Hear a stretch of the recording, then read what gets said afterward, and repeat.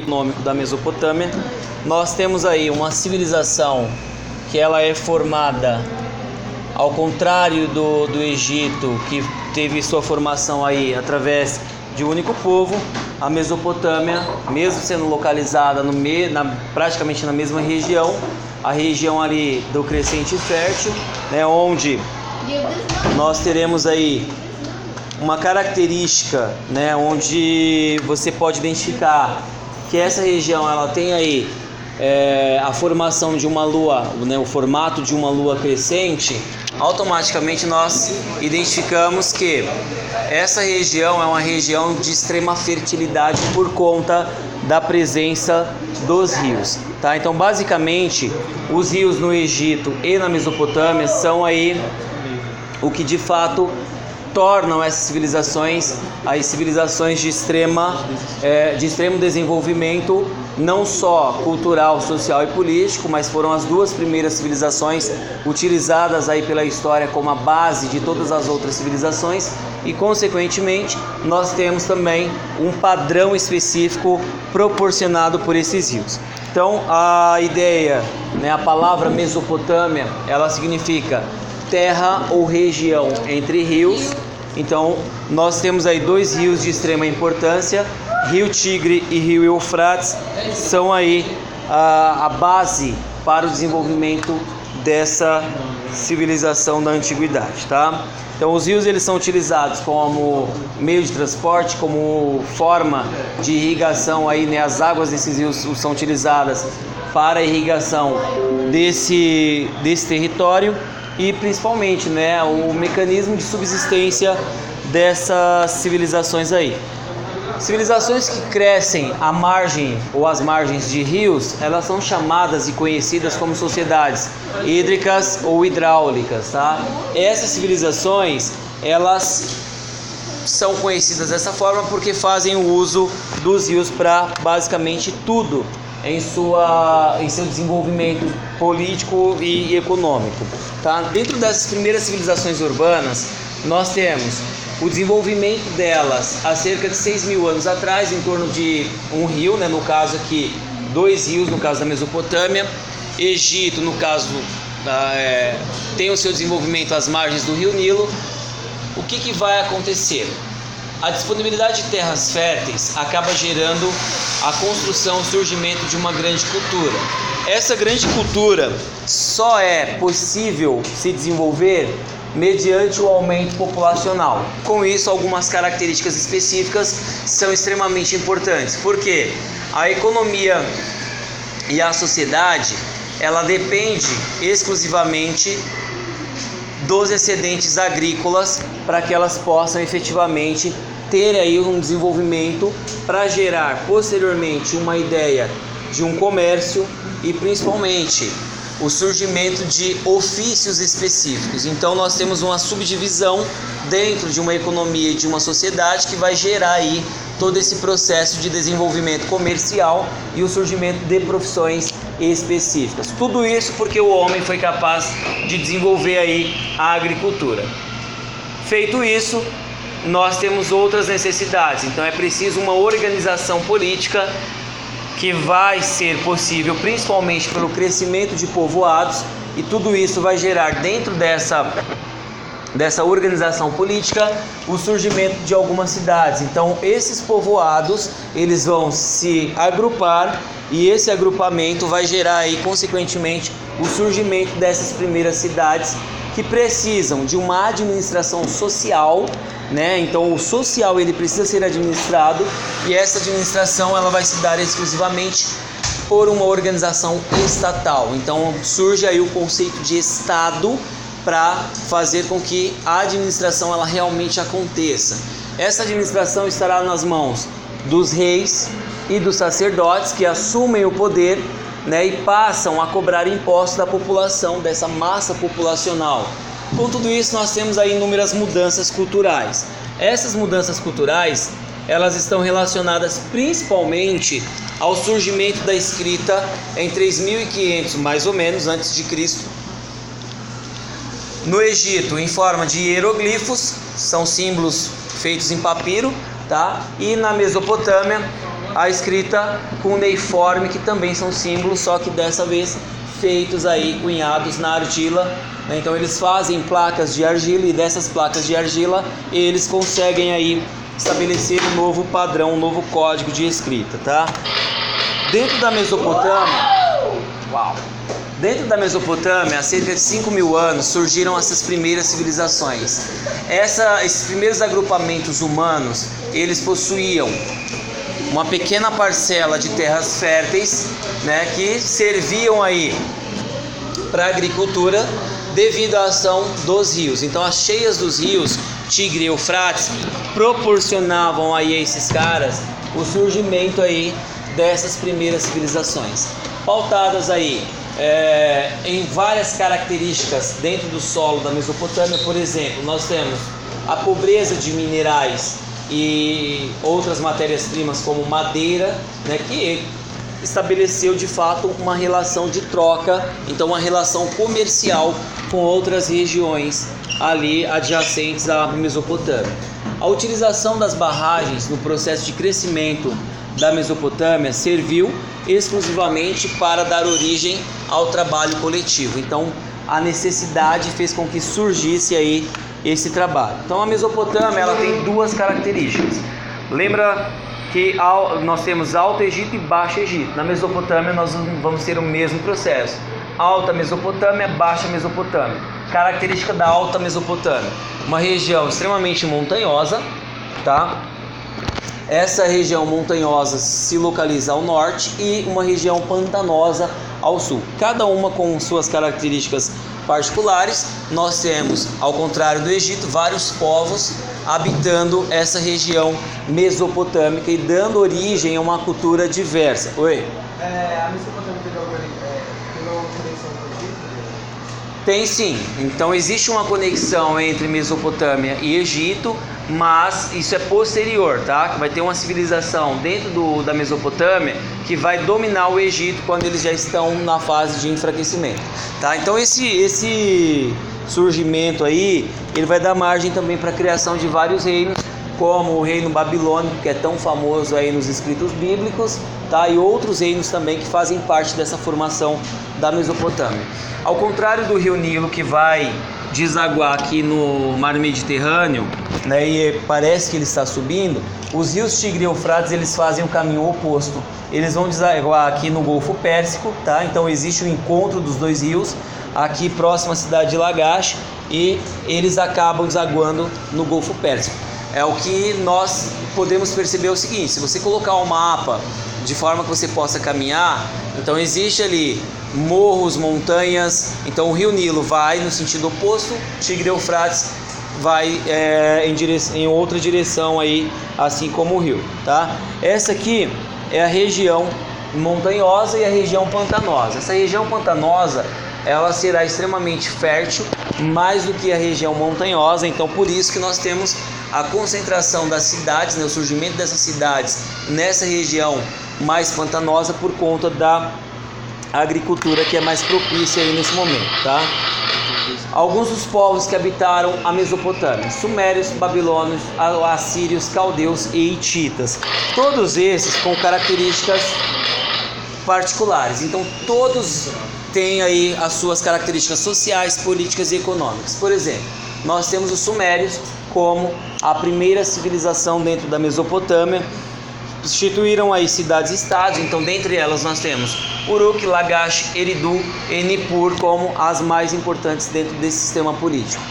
Cada uma possui uma autonomia religiosa, política e econômica. Então não existe um padrão, assim como no Egito, não é algo extremamente padronizado. Nós vamos ter aí toda essa questão envolvendo aí, que envolve a criação da Mesopotâmia. Então cada povo tem a sua característica particular. Por mais que esse povo ele habite várias cidades, nós temos aí todos esses padrões religiosos, culturais, econômicos e políticos se diferenciando de uma cultura para outra. E aí o chefe político vai se denominar Patese, tá? É uma espécie de faraó, só que na Mesopotâmia.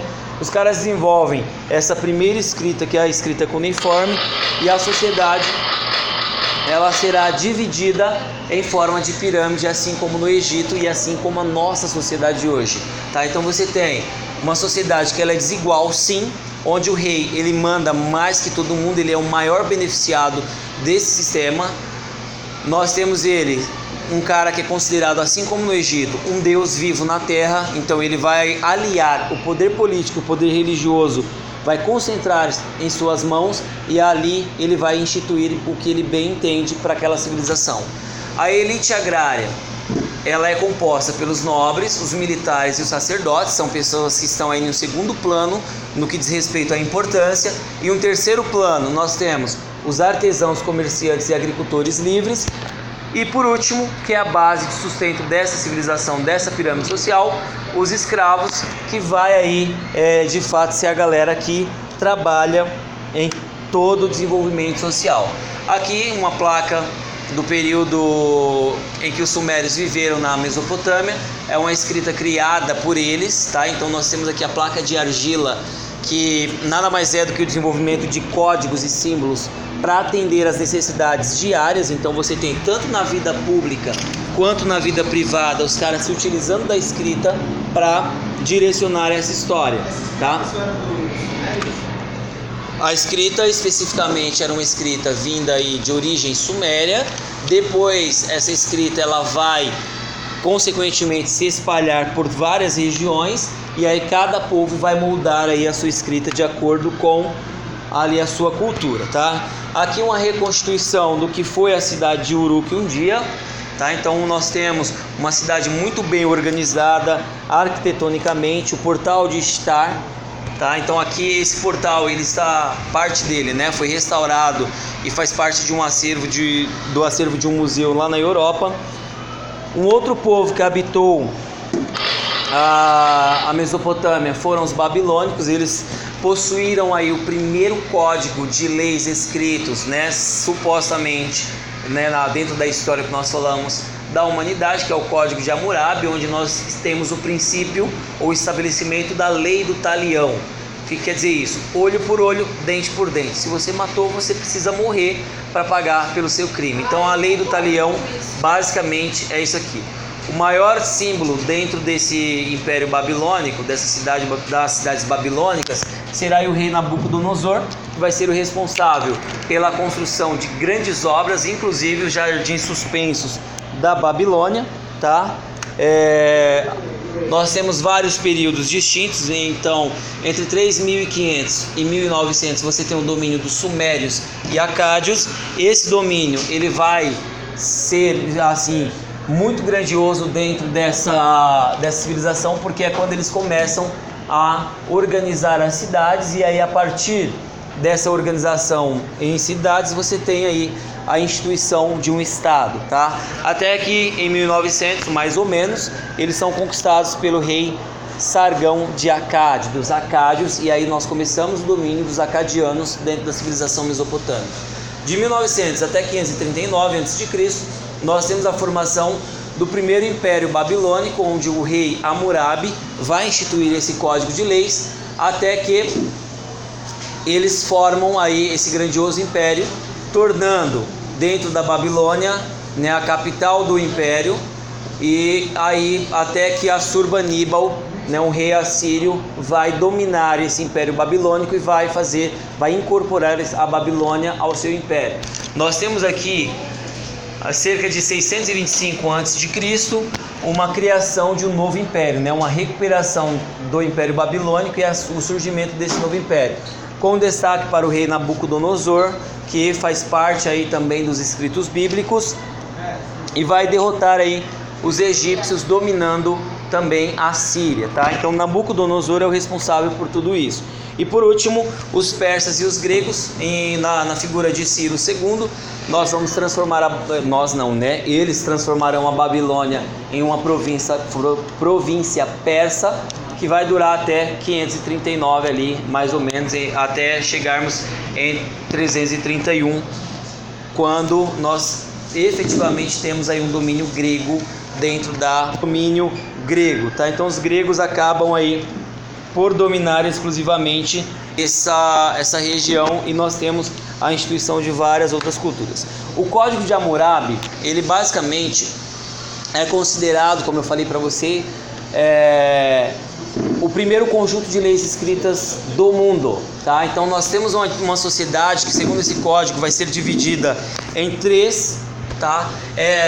Esses três grupos, eles serão distintos. Então, o primeiro grupo, ele tem como participantes os homens livres e privilegiados, são os grandes proprietários, tá? De terra e de bens, possuidores de bens. Os homens livres e sem propriedades. E por último, os escravos, tá? São nada mais, nada menos, diferente da nossa ideia, da nossa visão de escravidão, são escravos por meio de guerra ou pessoas que adquiriram dívidas e não conseguiram pagar, tá?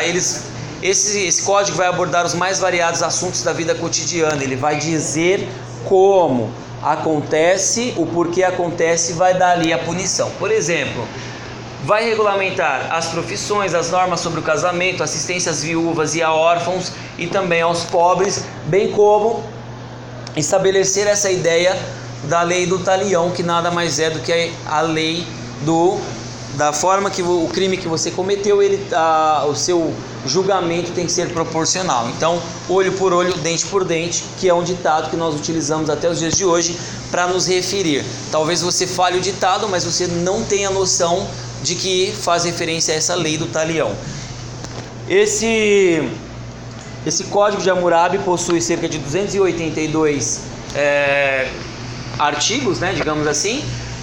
Aqui nós temos dois deles. Se alguém enganar a outro ou a outrem, difamando essa pessoa e este outrem não puder provar, então que aquele que enganou deve ser condenado à morte. Ou seja, se você enganar e você não puder provar, né, você vai ser condenado à morte. Então esse princípio básico da lei do talião em si. Se alguém fizer uma acusação a outrem e o acusado for ao rio e pular neste rio, se ele afundar, seu acusador deverá tomar posse de sua casa, né, a casa do culpado aí, e se ele escapar sem ferimentos, o acusado não será culpado.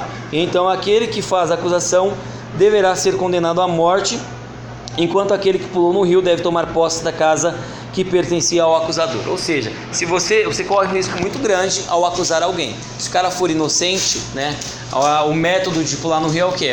Basicamente, eu entendo que o cara precisava ser um ótimo nadador, né? Se ele escapasse com vida e sem nenhum arranhão, ele poderia tomar posse aí e acabar com os seus acusadores. Aqui um exemplo do Jardim Suspenso da Babilônia, né? Uma reconstituição do que foi construída aí por Nabucodonosor. E aqui as ruínas desses jardins suspensos da Babilônia, que hoje, né, na capital de São Paulo, nós temos aí vários jardins suspensos nos prédios. Não é uma invenção nova, tá? É uma invenção que Nabucodonosor já havia instituído. Na Mesopotâmia nós temos alguns aspectos religiosos. Então os caras são politeístas, acreditam em vários deuses. Há uma mistura aí da natureza, né? Homens e animais misturando aí, formando esses deuses. Os estudos astrológicos que previam o futuro são originários dessa civilização. E o surgimento dos signos que vocês costumam ler aí nas revistinhas, né? O João Bidu e companhia, também, né? O horóscopo também faz parte desse período aqui, tá? Existe uma religião politeísta. Essa religião ela vai se concentrar aí na adoração a vários deuses. Professor, eu preciso dos representantes de sala. Imagem. Certo? Então, aqui nós temos essa como característica essa religião politeísta. Esses deuses, eles representam aí todo o processo, né, de instituição de uma ordem religiosa. Essa ordem religiosa ela está diretamente ligada à política e, segundo a interpretação histórica, os deuses da Mesopotâmia, eles eram muito temíveis e extremamente exigentes. Então não era com pouco que eles se contentavam, tá? Uma das características também é que os mesopotâmicos não se incomodavam com o que viria depois da morte. Eles não acreditavam na vida após a morte. Um outro povo, assírios, considerados aí extremamente guerreiros, foi o primeiro exército organizado da história da humanidade. Dominavam seu inimigo através do terror, saqueavam, destruíam, massacravam e escravizavam os vencidos, até que fosse de fato instituído tudo que eles queriam para aquela civilização. Está aqui uma representação do que foi aí o exército assírio, tá? Termos importantes dentro da Mesopotâmia: terra entre rios, exclusivamente os rios Tigre e Eufrates, uma sociedade dividida desigual entre ricos e pobres, modo de produção asiático, onde o governante ele é divinizado e ele explora através aí dos trabalhos forçados a população e da cobrança de altos tributos. O que são tributos? Os tributos são impostos, tá? Os povos da Mesopotâmia basicamente são os sumérios, acádios, babilônicos e assírios. A classe dominante era composta pelos governantes, né, o patese, os sacerdotes, os militares e os comerciantes. A classe dominada era composta pelos camponeses, pequenos artesãos e escravos. Na arquitetura, os caras promovem aí a construção de zigurates, que é uma torre com vários andares que vai diminuindo, né, uma espécie de pirâmide. Tá? Então cada andar ele é menor que o outro, formando aí uma pirâmide. Nabucodonosor é o criador aí dos jardins suspensos, e o modo de produção asiático ele consiste na agricultura. Então nós temos aí uma agricultura que é extremamente importante para o desenvolvimento dessa sociedade, em que a mão de obra escrava ou a servidão coletiva vai ser aí o principal fator de desenvolvimento, onde essa civilização também será dependente dos recursos hídricos, tá? Na arquitetura, aqui você pode ver, né, a ausência de pedras. Essas pedras, elas não, como era muito escasso nessa região, nós temos aí a fabricação de tijolos para que eles pudessem aí construir seus zigurates, os seus templos, as suas casas, tá? Aqui uma representação do que é um zigurate, e aqui mais abaixo a porta de estar, beleza? Que é uma espécie de tijolo. Então os caras começaram a fabricar esses tijolos aí por conta da necessidade, tá? Diferente lá do Egito, que os caras transportavam pedras extremamente pesadas e eles não se preocuparam com isso, porque eles, com a disposição ali, à sua disposição o barro, eles começaram a fabricar os tijolos, e aí hoje nós temos as ruínas de tudo isso, tá? Então barro mais palha mais água é igual o adobe ou o tijolo, que como nós conhecemos hoje, certo? Aqui a representação aí do que foi alguns dos deuses da Mesopotâmia, tá? Então nós temos uma civilização que adora vários deuses, e essa adoração aos deuses ela gera um certo politeísmo, tá? Cronologia política: 8.500 a.C., sumérios dominam. Em 4.000 a.C., nós temos uma organização das cidades-estados que vai estabelecer núcleos humanos ali e autogovernados, né? Então você tem um governo se formando aí. 2.350 a.C., Sargão vai unificar diversas cidades, formando aí o primeiro império mesopotâmico, que vai ser destruído um pouco mais tarde. Em 1750, tudo antes de Cristo, Hammurabi vai instituir aí uma religião, e vai surgir o Império Babilônico e também o Código de Leis, tá? E aí após a morte de Hammurabi, nós temos a decadência desse império. 1200, os assírios dominam essa região e formam um exército extremamente disciplinado. 612 a.C., o Império Assírio vai ser destruído pelos babilônicos, que vão formar um segundo Império Babilônico na figura do rei Nabucodonosor. E aí os caras começam a expandir as fronteiras. Em 539, nós temos o fim do Império Babilônico e a conquista da região pelos persas, tá? Basicamente, é isso aqui que nós temos dentro do território mesopotâmico.